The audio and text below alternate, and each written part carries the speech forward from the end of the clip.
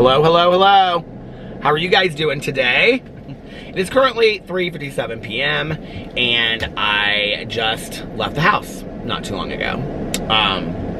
I went to bed last night really early. I went to bed at like 11 o'clock. I can't even remember what I did last night. Well, Alex went out to dinner, and so he brought me corn and cheese empanadas, but they were kind of like for me and him. I knew he was gonna want like a late night snack, and so I ended up ordering Maggiano's too, some for me and some for him, so that he could have some of that later too. So I had some Maggiano's. I actually didn't have any of the empanadas yet, and he came down and ate a couple of them later. But then he came home, and then he was getting ready for bed and stuff, and I watched we must have been in bed earlier than that. I feel like it was really early. I watched Detox, and who was the other person that I watched? I finished the Evie Oddly on the RuPaul's Work the World tour. Well, I guess it's not turd. I guess it's not the RuPaul's Work the World tour. Why can't I say that word today? Tour. It is World of Wonders Work the World tour. So I finished the Evie Oddly one. I had like 5 minutes of that, and then I watched the Detox one, but I had seen most of it before. So then I started watching, who was the third one that I watched? Oh, Plastique. That was really interesting. Anyway, so I watched that while I ate, and then I came upstairs, and I was like kind of tired, and so I was like, well, I'm just gonna lay down for a little bit, and then I'll get up and vlog, but we all know how that happens. Here's my new Starbucks cup that I got yesterday. So I just went to bed for the night, and I got a really good night's sleep, and got up this morning, and my front deck looks so nice right now because I got these stands for the plants, and so it almost is like too many plants on the front porch.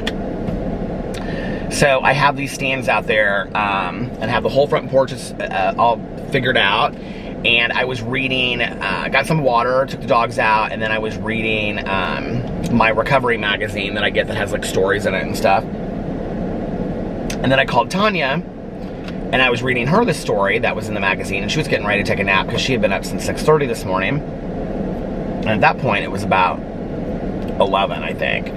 She was like really tired because she had gotten up super early, and they had been like doing it. Maybe she said she got up earlier than that. I can't remember, but she was going to lay down for just a little bit. And then she was going to go back to the kennel.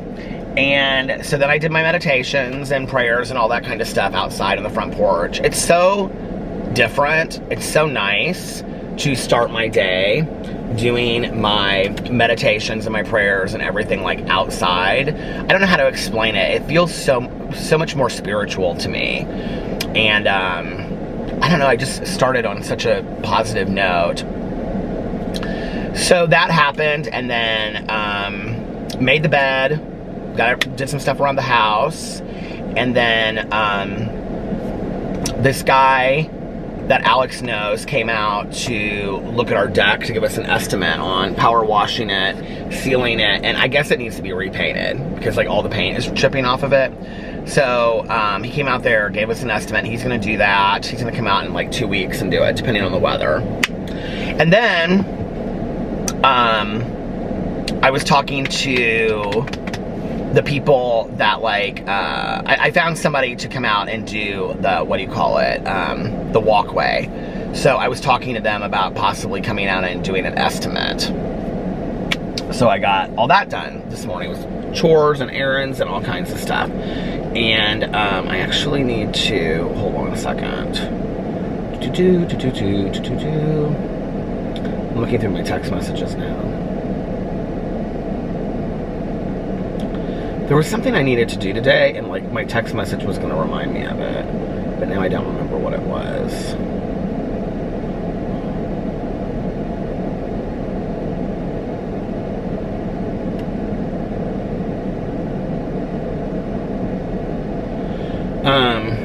Who is texting me? Oh, we're going to dinner tonight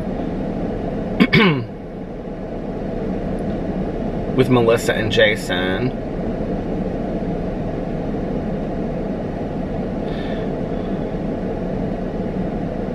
We're trying to figure out a place to go.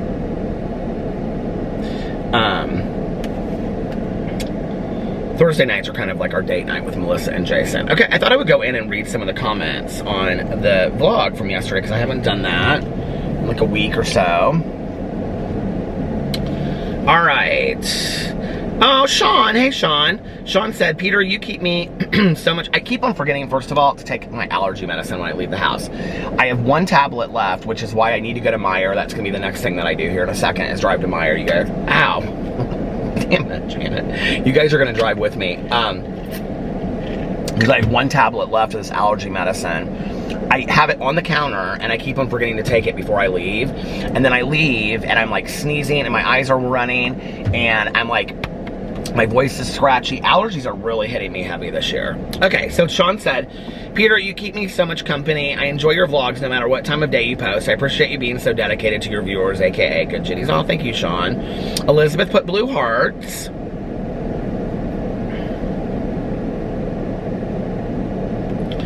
Bree said, when you brought up the supermodels, Aja from RuPaul's Drag Race, voice popped into my head, and she's talking to Valentina at this point, and she says, you're gorgeous, you're beautiful, you look like Linda Evangelista, you're a model.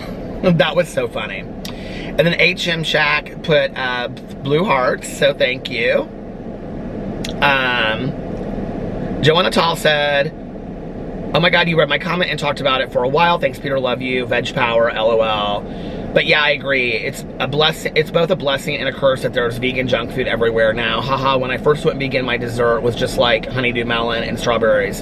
Haha, snacks were carrot sticks and apples. Now there are 600 different flavors of vegan ice cream at Target and even vegan seafood. Crazy world, LOL, Wolfpack. It's the truth, though. And especially at places like, well, Whole Foods has so many different things. I actually feel that, what's the other place? It's like Whole Foods, but smaller. Well, I'll pass it on the way. It looks like a barn. You know what I'm talking about? I can't think of that place. Alex goes there all the time. They have tons of vegan stuff. Tons and tons and tons of vegan stuff. SW said, I could listen to you read the phone book. Oh, you're so sweet. Diana put blue hearts and smiley faces and blue hearts on 2 different vlogs. Joa Latel, that's how you pronounce her name, also said, I'm still catching up on vlogs. Love you going through your music. It reminded me of so many good artists and songs I need to listen to again. Tenderness by General Public is the best. I love that song. Judy Smith, I love that name, said, you've helped me through my darkest days, Peter. You've been here for me. I love you, blue heart. Oh, you're so sweet.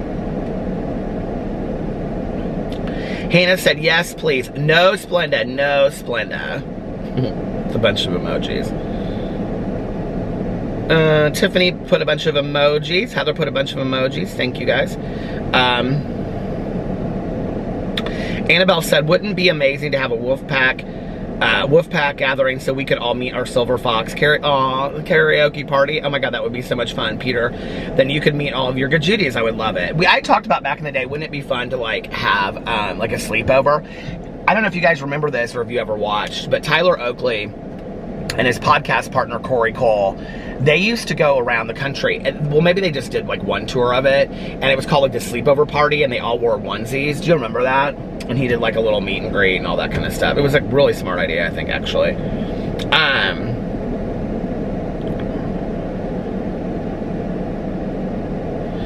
Debbie said, thanks for the earworm, Peter. I now have Here I Go Again stuck in my brain on a loop. Here I go again on my own. Love you, Peter, and the Wolfpack. Okay. Nick said, Peter, have you ever done inventory on that birthday party? I sure love and adore you. You deserve to have the 50th birthday party bash of a lifetime. I haven't necessarily done inventory on that. I've done inventory, but I did discuss it in counseling. Because one of the things that my therapist had me do was talk about traumatic experiences from my past. When he kind of figured out that maybe he thought I had suffered some PTSD as a result of being bullied, he had me start, so yes, in therapy I did inventory, but not like a 4-step inventory. He had me start talking about like all the traumatic experiences from my childhood, like the specific incidents that had occurred. Everything from that to situations with my mom being an active alcoholic to, you know, horrific situations of being bullied, to kind of unpack them and give them less power and that kind of thing. Now, in my 4-step inventory, I didn't specifically do that, but I did inventory like all of the bullying that happened to me when I was like growing up, and that was kind of like included in there. We talked about that, but I didn't do specific inventory on that birthday party. After just doing 18 hours of inventory on 2 different occasions, 9 hours each, I'm not inventorying that situation, not right now. We can wait a month on that. But I appreciate you bringing that up. That's a good point. Rainflower Moonglow said, I rolled when Peter put his finger in his nose. That woman that day, my God. Oh, Sean, another one. Allison, she said, hello, Peter, happy to see you. I've fallen behind in your vlogs. I'm trying to get caught. Everybody's falling behind in my vlogs. Better get caught up. Allison said, vlogs, I'm trying to get caught up. Love you, Peter. Okay, Allison said, oh my God, love Whitesnake. Have several other songs on my phone too. Here I go again on my own. Nokia and Charlotte and Gina all left emojis. Oh my Lord, Nokia left a lot of them, and Charlotte left such pretty little flowers and stuff. Okay, I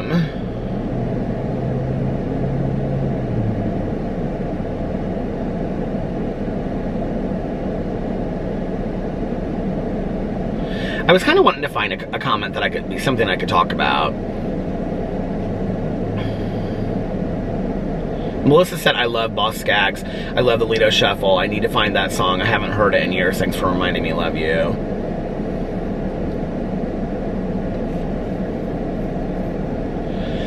Okay, Samantha said, as an adult who had a horrific childhood, I noticed that people who have never had anything truly horrible happen to them break the first time something does happen. I've met so many adults still stuck and broken over one bad thing that happened in their early 20s. I guess I am thankful for that. No matter what happens, it won't be the worst thing that's ever happened, and it won't be anything I hadn't considered happening before. But could I go back and change it all? Still yes. And then Brittany said, you're allowed to feel what you need and want to. Every situation affects people differently. I've also been on the outside, and just because you're an adult doesn't mean those feelings ever go away. When once again you realize you weren't invited, it's easy to feel like that child who was rejected. In those times, I cling to those around me in love for me, and there are so many who love you, that love you. And there are so many who love you for you, Peter, all the love. Thank you, Brittany. You know, it was interesting because I was talking to my neighbor yesterday. She used to be an educator. Hold on, let me text Melissa back. She used to be an educator, and so she's part of this book club in our neighborhood, and I was asking her if they were like reading anything, and they just like read fiction, you know? And she said, no, we haven't picked back up yet. Like, they stopped. And I think she said they're picking back up now, or like next week or something like that. And they hadn't picked a book yet, I guess, to start reading. I don't know. This is what I just reviewed at Starbucks. It's actually really good and gets better with each taste. This is my brown sugar oat milk shaken espresso. But anyway, I was talking to her, and, you know, I think that there is this, I don't really get these comments anymore, and I'm not sure why, but, you know, back in the day when I would, like, talk about something, like, if I talked about my mom passing away, and I talked about it a lot, I would get comments on my videos where people would say things like, you just go on and on and on about this. Or I would talk about being bullied or whatever, and they'd be like, it's been like 40 years, why are you still talking about this? I don't really get those comments anymore. I don't know why. Maybe those people have long ago chosen to leave a vlog that they don't enjoy watching. I don't know. But you know what's interesting to me about it is I was talking to my neighbor yesterday. She's so smart. And I was asking her what she's reading, and she said that she's reading this book that is with, I can't remember this guy's name. I think it might be Bruce Perry.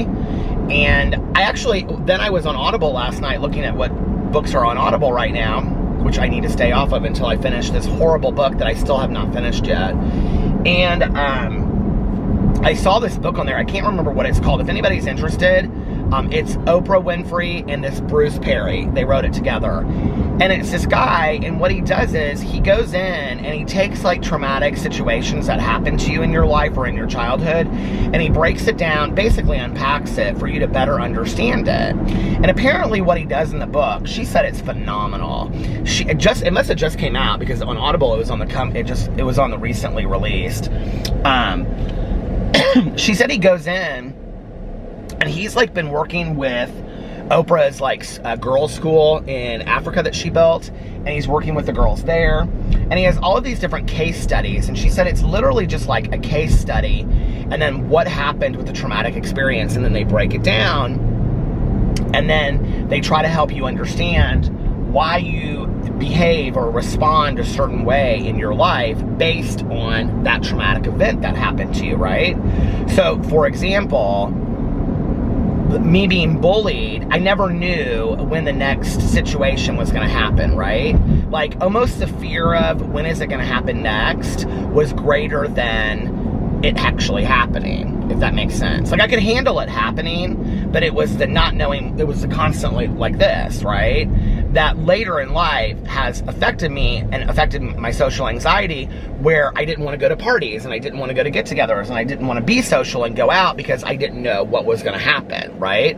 And I like was afraid of the outcome. So it's in understanding the trauma that then helps you understand why you respond or behave to it the way that you do today, okay? And she was telling me that in the book, like Oprah, and she's talked about it in interviews apparently, like has learned so much about why she does what she does today based on her childhood trauma, because he's been really helping her with her own childhood trauma. So for the people out there that are like, just get over it, or it doesn't matter, or why do you keep talking about this stuff? Quite frankly, not to be rude, you're ignorant, okay? Because there are people and that continue to suffer with this stuff for their entire lives. You know? I mean, you know, my mother was 64 when she passed away, and my aunt was, you know, in her late 70s. Why do you think they never openly talked about my grandmother going to prison? Because of shame and embarrassment. You know, why do you think that was nothing that was ever discussed in our family? It was because of shame and embarrassment. And there are so many families that are like that like, you know, on somebody's deathbed at 85, they start talking about stuff because they've held it in and they've held it close to their hearts, right? I'd rather be a person that talks about stuff over and over and over again and gotten emotional and, you know, whatever, to work through that stuff, to work through it so it doesn't hold me bondage today, you know, like the third step prayer talks about, you know, so it doesn't hold me bondage. I want to surrender almost like into the situation to understand it more, if that makes sense. And I think that, you know, some of the most even-keeled, calm, peaceful people I know are people that have literally gone to counseling and therapy for 20 years, you know? And they go today because they just love it. And they're continuing to work on stuff and continuing to understand who they are. And I think the other thing is this, is that when you get to the point where you realize that self-discovery or figuring out who you are is like one of the greatest excitements of life, you know? It's like one of the most intriguing things to continue to figure out. And then you break that stuff down, and then it allows you to be who you want to be, you know? One of the meditations I was reading this morning was from that book of Daily Positivity or whatever. Not the Linda Picone book, the other one, the newer one. And it was talking about being a dreamer and putting actions to your dreams, you know? I think that most people do not feel... It was talking about how, like, getting up... Basically, it didn't say it this way, but basically, having a job, paying your bills, raising a family, like, that's fantastic. That's great. That's a good life, right? But what could your life be like if you, on top of all of that, if you then allowed yourself to dream, the impossible dream. But if you allowed yourself to dream and put action to your dreams, you know, so that then you could do whatever you wanted to do. My life today doesn't look, I mean, I still have a little family and friends I go out to dinner with and get the front porch ready and all this kind of stuff. But I have a life today, like I say, beyond my wildest dreams that I never, ever imagined I could have. That I could wake up every single day and do stuff that I absolutely love, like talking to you guys or reviewing a Starbucks drink or whatever. You know, I never thought that that was a possibility. You know what I mean? And I just think that when you break down those walls or those barriers that tell you you're not good enough, you can't succeed, you're never gonna make it. Because, you know, other than my mom and dad and like close family friends and whatever, the school system that I was part of, the environment that I was in, okay, that never did anything about the bullying, indirectly told me that I was a piece of crap by not handling it, okay? On top of that, I didn't have teachers or counselors or anybody that was that invested in me being successful. So I just kind of, like, and like I said, I was a quiet kid. Like, I wasn't like, you know, to authority figures, I was a quiet kid. I was kind of like in a shell. And so if they said to me like, well, this doesn't look very realistic or whatever. I mean, I still look at the fact that I got such poor grades in high school, and I don't remember really like ever having a teacher pull me aside and saying, you know, like, I'm really concerned about you, or like, I'm really worried about your grades. I don't remember any teacher saying that to me. I don't remember having any parent-teacher meeting about my grades. My grades were bad, okay? Like 10th, 11th, 12th, they were horrific. They were bad. So I don't remember anybody ever like pulling me aside or saying, you know, like, hey, we need to have a meeting like about this with your parents because I'm concerned. Is there something going on at home? I don't remember any of that. I remember sitting in dean's offices and principal's offices and getting in trouble because I supposedly initiated the bullying just by being present and alive, I guess. But, you know, I never had anybody. And, you know, what's interesting to me is that the school district that I went to school with is supposedly one of the best academic school districts in the state of Indiana, right? People move there for the academics. Well, if you don't play sports at that school, you don't amount to a whole lot of anything, and that's the truth. And I didn't play sports, and I wasn't part of anything, and it was a really easy school for me to get lost in. Nobody cared. Literally nobody cared. I could have missed forever, and nobody would have cared probably, you know? And I look at that and I think it makes me really sad.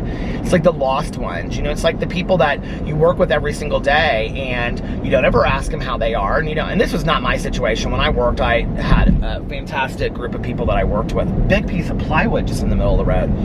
And, but, you know, I think like we were a small team and we were all really close.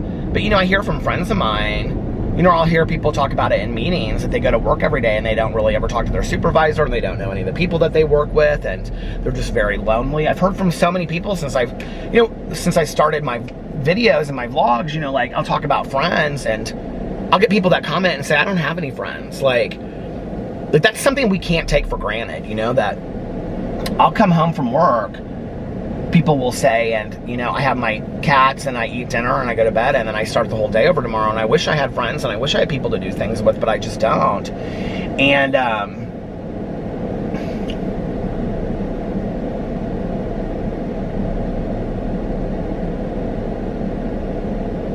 I kind of had groups by proxy, you know, like, if that's the word I'm looking for, I don't know, but like, because of Tanya, like I met a bunch of other people. Because of Alex, I've met a bunch of other people that I probably wouldn't have ever met, like, had it not been for being with those people.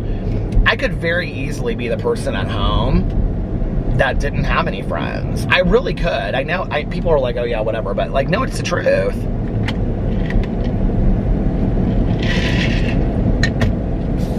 But I also think there became a point when I started taking some risks of meeting people, you know, and getting out of my shell. But see, all of this stuff is what I'm talking about. We have to work through all of that foundation that was laid, you know? And if you think about it being laid in our first 10 years of us being alive, when they talk about the fundamental years being the most powerful, right? So all of that foundation of how we look at the world, do you look at the world through eyes of fear, or do you look at the world through eyes of joy and acceptance, you know? Then that 10 years takes you on to the next 20 years of how you respond from like 10 to 20, right? Which I can tell you, the precedent for how I viewed the world was already set in my first 6 to 8 years, okay? That people are mean, they're not nice, they'll pick on you, they'll make your life a living hell. And then that is what I carried with me going forward to 20. And then the drugs and the drinking just got worse and worse and worse, and that's how I dealt with it, I think, today, looking back. And, you know, then I got sober, and then I started working on things, and then here I am, 26 years later, still working on things. And, you know, I'll probably still be working on things when I'm on my deathbed. I hope so, honestly. I hope I never get to a point where I feel like I'm unteachable and there's nothing left to learn. You know, I want to constantly grow and constantly learn as a human being about myself. This is so sad. Okay, Pizza Hut and Burger King right next door to each other are both closed down. Or is that Pizza Hut open? It looks closed.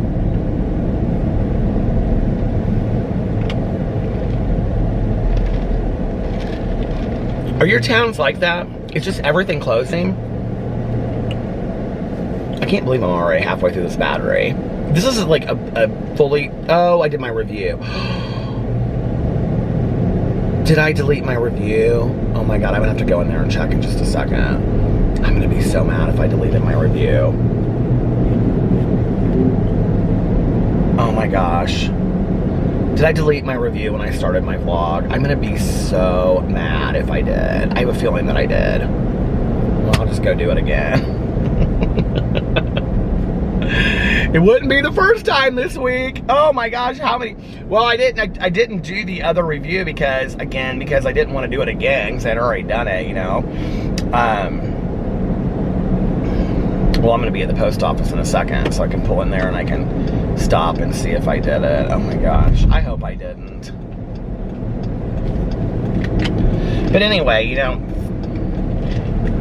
I think it's about being open to growing and being open to feeling whatever your emotion is in that moment, you know? And feelings aren't facts, you know? It's like, a friend of mine said that to me yesterday. It's like, you can have feelings about things and you can have emotions attached to things, but you don't have to make decisions based on that, right? And you know what's interesting is like the way I looked at things 5 years ago or 2 years ago is definitely not the way that I look at things today. So, you know, even just in the last 2 years, I've grown in a completely different way than I would have. You know what I mean? Like, we constantly are growing and evolving and changing. But then when you are actively working on that evolving and changing, it's like where you can go with your life is like limitless on how you see situations and how you enjoy situations. And really, it's not just about figuring out who you are so that then you can go after your dreams, right? Which that is great. But it's really about pulling off all these chains so that you can fully enjoy your life, you know? So that you can sit there and accomplish your dreams or write a book or be in a play or, you know, something that you want to do, or so that, you know, you can sit there and participate in your life and not just be stuck all the time, you know? Because there's been times in my life where I felt really stuck. Like, I didn't want to participate at all, you know? And then I find myself, you know, at a gathering, you know, like a Christmas gathering or, you know, Halloween party or just to dinner with some friends or driving around with Tanya or whatever. And I think, wow, like, I'm really happy that I showed up today. Not just to the event, but to life. I'm really happy that I showed up today. Because look what I would have missed had I not, you know? Where am I at on time? Oh my God, it's at 29 minutes. I'm thinking I should just change the battery now. We're gonna find out if I did this review. And I'm gonna, listen, you know, I'm not the person I used to be. I said that the other day, so I don't get as mad about stuff as I used to. But if I did this twice this week, I'm gonna be like, Peter, you need to start like wearing a Post-it note or something, because you are not remembering that you have previous videos in here. Okay, I'm gonna check. I'll be right back. Okay, I did not delete the review, so I have the review, thank God. And I didn't change the battery because I'm like, I'm gonna wait until it's completely dead, because then I'll have like 2 half-dead batteries, and then I'll go home and I won't know which one is what. But I wanted to find you this Bruce Perry book. I wanted to read the synopsis for it. Bruce Perry. Is that his name even? Oprah book, here it is. What Happened to You? Conversations on trauma, resilience, and healing. My neighbor said I would really like it, so I think I'm going to get this book. Why can't I find... Let me see.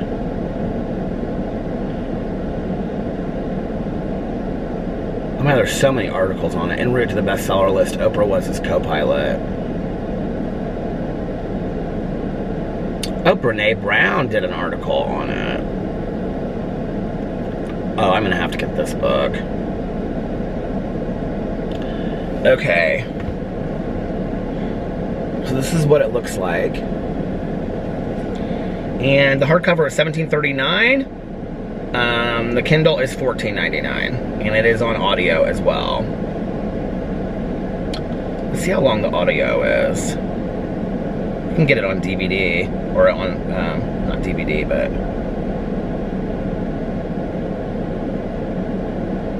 What does it say? CD. I don't even have a CD player in my car anymore. It doesn't say how long it is. Anyway, okay, I wanted to read the, what this is about. Our earliest experiences shape our lives number 1 New York Times bestseller. Our earliest experiences shape our lives far down the road, and what happened to you provides powerful scientific and emotional insights into the behavioral patterns so many of us struggle to understand. Through this lens, we can build a renewed sense of personal self-worth and ultimately recalibrate our responses to circumstances, situations, and relationships. It is, in other words, the key to reshaping our very lives, said Oprah Winfrey.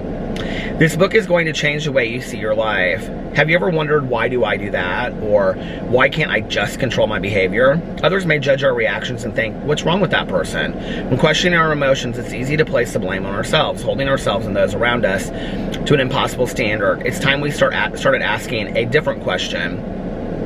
Through deeply personal conversations, Oprah Winfrey and renowned brain and trauma expert Dr. Bruce Perry offer a groundbreaking and profound shift from asking what's wrong with you to what happened to you. Here, Winfrey shares stories from her own past, understanding through experience the vulnerability that comes from facing trauma and adversity at a young age. In conversation throughout the book, she and Dr. Perry focus on understanding people, behavior, and ourselves. It's a subtle but profound shift in our approach to trauma. And it's one that allows us to understand our pasts in order to clear a path to our future, opening the door to resilience and a healing in a proven powerful way. Here's a review from O Magazine. Where Hope Lives. What we experience in childhood shapes us forever, and that is especially true for young victims of trauma. It's a lesson Oprah learned as a child being raised by an abusive grandmother. She developed a keen sense of when trouble was brewing, when she would be subjected to whoopings, at times so brutal the welts left behind would bleed through her clothing. As a result of this and other abuse she suffered, Oprah has had a lifelong interest in understanding and overcoming the profound effects of early trauma and helping others do the same. Now she's teamed up with neuroscientist and child trauma expert Bruce Perry, MD, PhD, in this essential book, revealing intimate and educational is a testament to the author's wish for readers to come to grips with and let go of the past and to move forward into post-traumatic wisdom. Post-traumatic wisdom. Oh my God, I love that.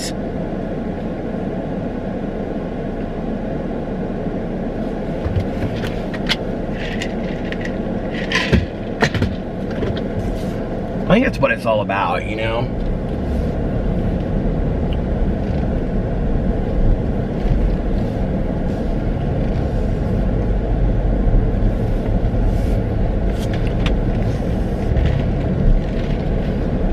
That was like a simple response to that, wasn't it? I think that's what it's all about.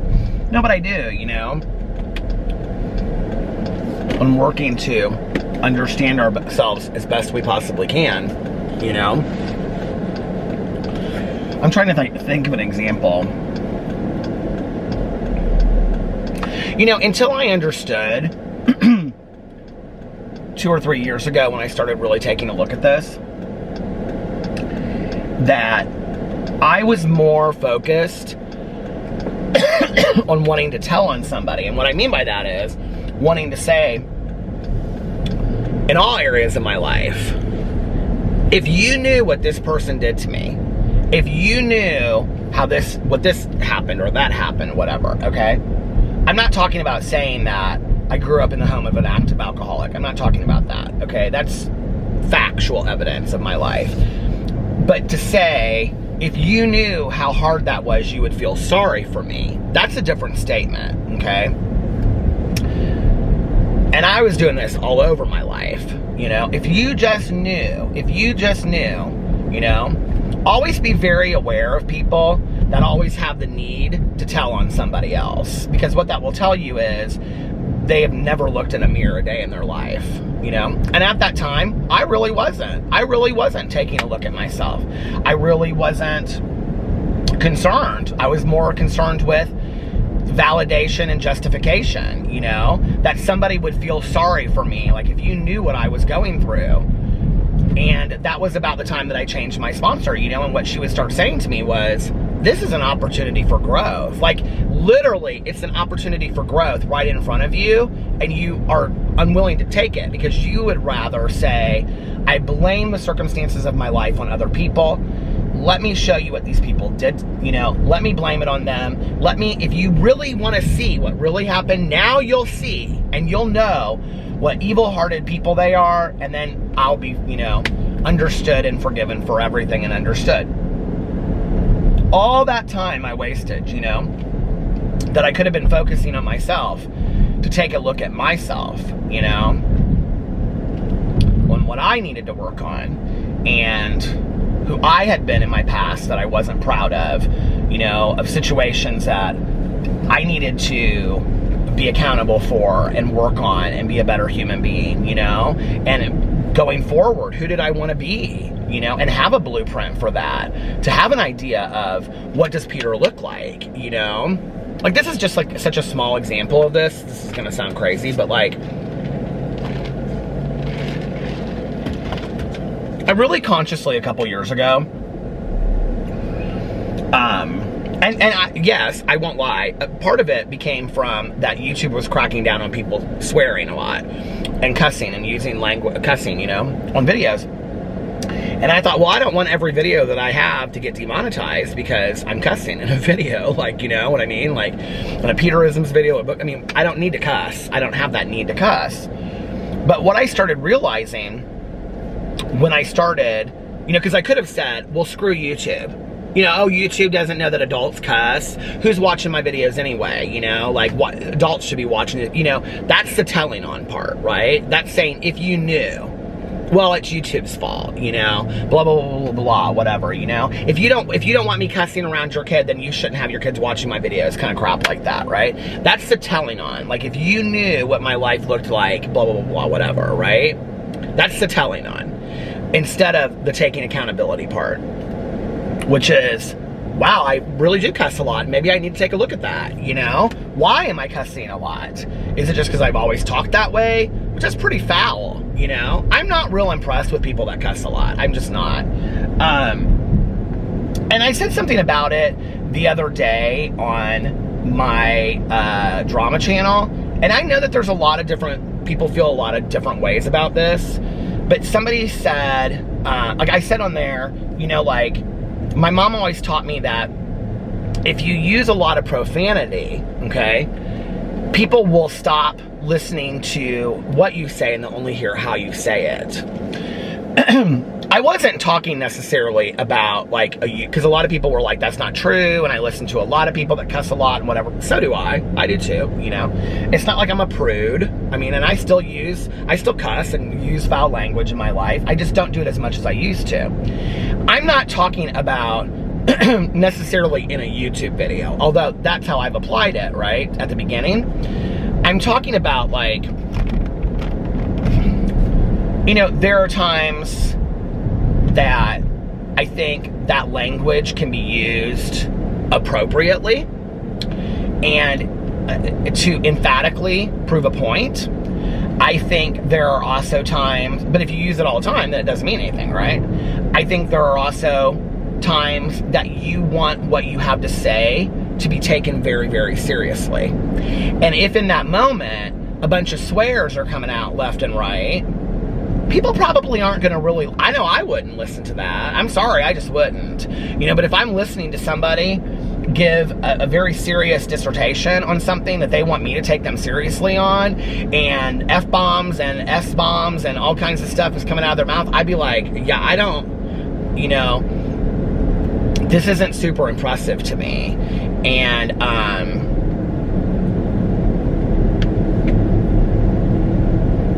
it's just something that I started changing over time, and I realized it's not that I'm offended by it, because I'm not, and I still use trust, okay, driving around with my good Judy, Tanya, and with my husband. I mean, I use, you know, I cuss, but I don't as much as I used to. And what I realized was I don't have the need to as much anymore. It's not proving a point for me, you know? And even if it doesn't change how anybody thinks of me, of hearing it a certain way or whatever, what I've realized, you know, it started as a thing on YouTube. And what I've realized was, in all areas of my life, I don't need to do that anymore. You know what I mean? Like,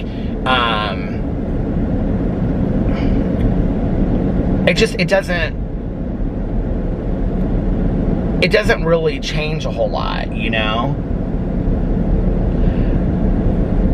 I don't know. Like, it doesn't change anything for the positive. I don't feel like people listen to it more.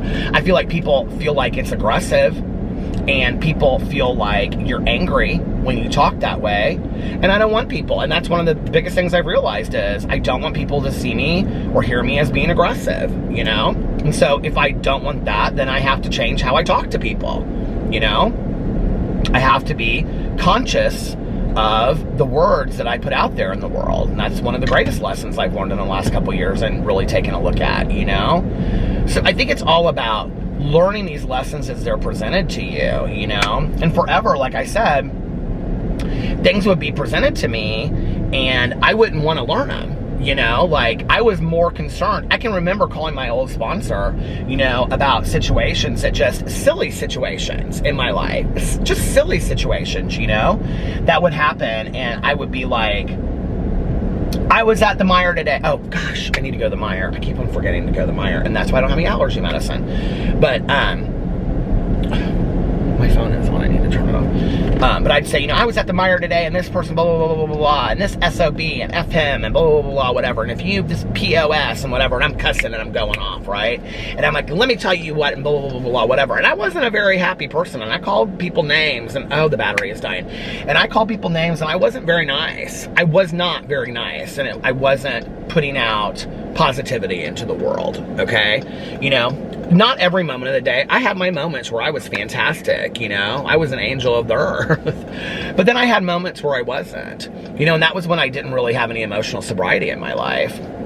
This was at the beginning of working with my old sponsor, and this was the period where I didn't have, you know, any emotional sobriety and wasn't going to meetings and stuff like that. I've talked about that on here before, you know, and he was good. I mean, he would say, well, like, you know, you probably should have made an amends to that person or whatever, but not as much as my sponsor today. Like, today, she would say, okay, hold on a second. You are being presented with an opportunity for change. Remove the person from the situation. This has nothing to do with them, okay? Why are you responding that way? Why are you acting this way? Why are you talking this? What is going on with you today, you know? Which is what that book is about, you know? And it's powerful, powerful, powerful, powerful to realize that it's not about, let me tell on somebody else. Let me tell you on the real situation. You know, I'm not saying that there are not situations where people need to know the facts. This is the second yellow pickup truck I have seen in the last couple days. This is like so weird. I'm not saying that there aren't situations where people need to know the facts or need to know. I think there are a lot of situations like that, you know, that are pertinent to that. But not every situation in your life do you need to like tell on somebody, you know, and be like, if you only knew how the rest of the world, you know, it's not that important. It just really isn't.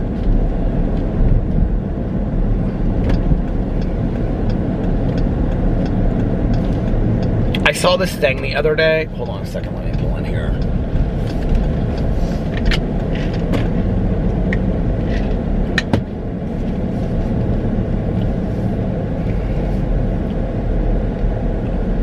Now I'm gonna change my battery. Hold on. Okay, I'm back. So I wanted to find this thing because Mel, my book club partner, she sent this to me. We always like share little things with each other about, you know, like life and whatever. And I think Jen Loves Reviews actually posted this as well. But this is the TikToker, and her name is Ashley Mayfield, and she has a lot of things on her TikTok. I went and looked about like toxicity and things like that. But this is a lot of what I was just talking about, and I love this, so I wanted to play this for you guys. I had to turn off my car because my phone won't play TikToks if I don't turn off my car. But I thought this was so powerful. And she's talking in here about like when she became successful. And this is a little bit of what I was talking about. It's like, it's stopping fighting the fight with everybody else and looking at what you want and then bringing it back home. Like, this is about me. This isn't about everybody else, right? This is what she had to say, and I thought it was fantastic. I just read this online. It was too good not to share. I once asked a successful woman to share her secret with me. She said, I started succeeding when I started leaving small fights for small fighters. I stopped fighting with those who gossiped about me. I stopped fighting with my in-laws. I stopped fighting for attention. I stopped fighting to meet people's expectations of me. I stopped fighting for my rights with inconsiderate people. I stopped fighting to please everyone. I stopped fighting to prove that they were wrong about me. I left such fight for those who have nothing else to fight. And I started fighting for my vision, my dreams, my ideas, and my destinies. And the day I gave up on small fights is the day I became more successful and so much more content. Wow. Love that. Love that. And, you know, it's, I think a lot about my mom, you know. My mom, she was like, you know, my dad used to always say, your mom doesn't like know how to pick her battles, you know, and she fights like every fight that comes her way. And it was true, you know, like, it was probably the one thing that held my mom back from having true happiness in her life, you know. And it was about, I think, her need to always be right. You know, I talk a lot about that, you know, the difference between, like, do you want to be right, or would you rather be happy, or would you rather be right? You know, which is a recovery statement. I think there were many situations that my mother would have responded to that and said, I would rather be right. Like, it's important for me to be right on this. And I'm not talking about traumatic situations or people believing you in situations like that. I think there are some situations that are important, you know, maybe to be right. Maybe. I don't know. Like, for me in my life today, I don't have this overwhelming need to be right. I just don't. And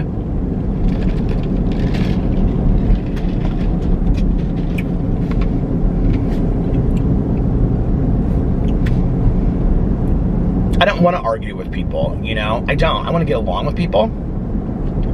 I want to have a good life. And the only way that I know how to do that is, I can't fix everybody else, right?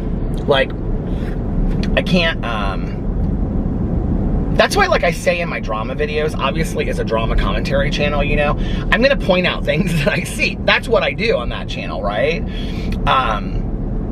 But at the same time, that's why I try to say, like, these are things that I've learned, or I want the best for these people. I want them to grow. I want them to learn and whatever, because I truly do feel that way.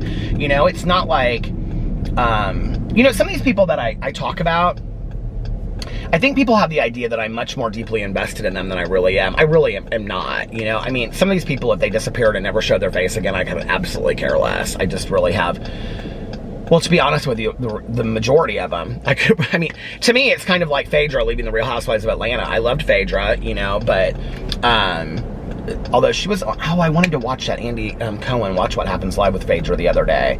I mean, I think that Phaedra did some things she shouldn't have done, you know, but like, she disappeared, and it wasn't like I stopped watching Real Housewives of Atlanta and I missed Phaedra so much. I mean, seriously, it wasn't, you know, I think that's what I don't have the same investment with some of these YouTubers that, and about these lessons, I'm not just talking about YouTube. I mean, the lessons are really more for me in my personal life, but, you know, I don't have the same investment with these people that I think the people that take issue with me have, if that makes sense. Like, I think that they are such huge stands, you know, of these people. I mean, I can see it, you know, like, I mean, it's obvious by the comments and the things they say on Twitter and whatever. It's like, okay, so you feel pretty strongly about this, but then you're a super fan of this person. The same, you can't be hypercritical of somebody telling you some possible truths and then be a super stan of that person, because you're not being objective to it. At least own your, you know, whatever.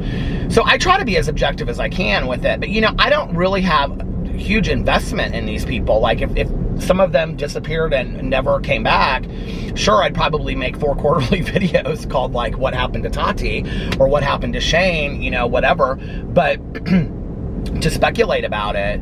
But, you know, for me, in all honesty, and I know that there are people that are like, I'm done with them, I don't care about them, whatever again, but if they would, like, go on this miraculous self-journey of discovery, of working with a therapist, or, you know, I mean, some of these people have the money that they could go to one of these intensive, like, camps, you know, like out in the wilderness, or like these workshops that, like, only the wealthy people can afford, you know, where you're like 3 months of, like, eating healthy, doing yoga every single day on the beach, and then you're meeting one-on-one with a therapist. And I mean, they could go on these things and then come back and talk about everything that they had learned about themselves and they had discovered. They could write a book about it.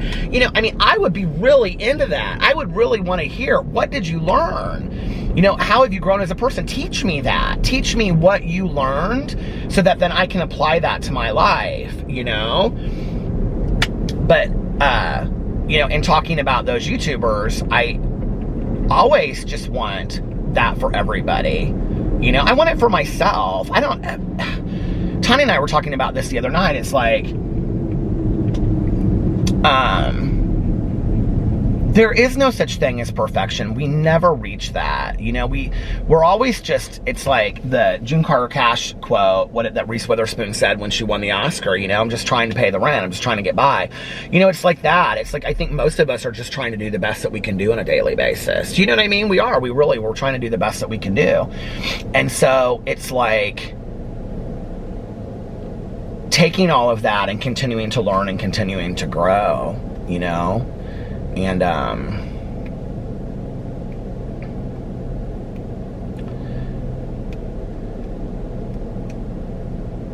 it's interesting because today I don't really have anybody that I have arguments with in my life. You know, I just don't. I don't, and I don't have a big group, you know, I don't have a large group, but it's like, I don't really have, there's not really any animosity there. I think most of the people in my life that, if there were an issue that arose, you know, from me or from them, we would have an honest conversation about it and say, hey, you hurt my feelings, or I didn't like this, or whatever, you know. But I feel like I'm like in neutral driving or something. Well, I also need to get gas, because I heard gas still hasn't gone up here, but I heard that it's going up soon. And like the South is really bad, I heard, with gas. Did you guys hear about that? They're having gas shortage. So anyway, I don't know. Let me know what you think about all that in the comment section if you want.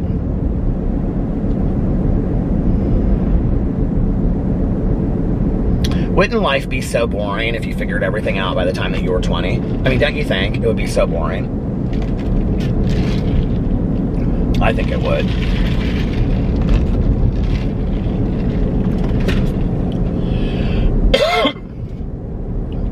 You know, I think about my marriage and like where it's at today and how fantastic my marriage is today. Not every day. I mean, we have our days, you know. But like, we had to go through some real crap in our lives. I mean, almost like divorce crap. Not almost. I mean, we talked about divorce. It got bad. It got really bad. And I think it was, you know, never physical, but like hurting people in a relationship, you know, saying mean things, you know, withholding love, things like that. It was hurtful. And to think that as a result of all of that, and getting, you know, real honest about stuff and talking deep about stuff in marriage counseling, that we have this unbelievable marriage today that I honestly never thought was possible before. Definitely. And definitely didn't think that we were going to ever have that, anything near that marriage. I never thought that. Not even when we were getting married did I ever think that we could have what we had today, you know, where we just have such a supportive, loving, and amazing relationship. And like I said, not every day. I mean, I think it's about realizing we don't live in the rainbow. You know what I mean? Like, not every day of your life or of your marriage is going to be perfection. There's going to be down days, there's going to be good days. But the fact that we're able to have such incredible conversations and understand each other and see where the other person is coming from and being patient and listening, and then when that person says to you, hey, it would really mean a lot to me if you did this, applying that to life to then make it better, you know what I mean? It's like, if that's possible with our marriage, that I literally thought that we were going to file for divorce and it was going to be over, to now here we are at celebrating 10 years married this August and having this fantastic marriage. Imagine what is possible when it's just ourselves working on our stuff, you know? Anything is possible. So, well, listen, I'm almost to the Meijer, and I'm gonna run in there and get some allergy medicine, and then I am gonna go home and start uploading the vlog. Oh my God, it's later than I thought it was. And I'm gonna start uploading the vlog and the review video, unless I forget, and delete it, which I hope I don't. But anyway, so I will put that up. I hope you guys are having an amazing day. That was kind of a deep talk for a daytime vlog, wasn't it? Anyway, I hope you guys are having an amazing Thursday. You made it halfway through the week. Congratulations. And if nobody else has told you this today, I love you. And yeah, be kind to one another. You know, be kind to yourself. Be kind to yourself and treat yourself well. And treat yourself as well as you would treat a stranger on the street. And don't forget to tell yourself, I love you. And I love you guys, and I'll see you tomorrow. Bye. Love ya!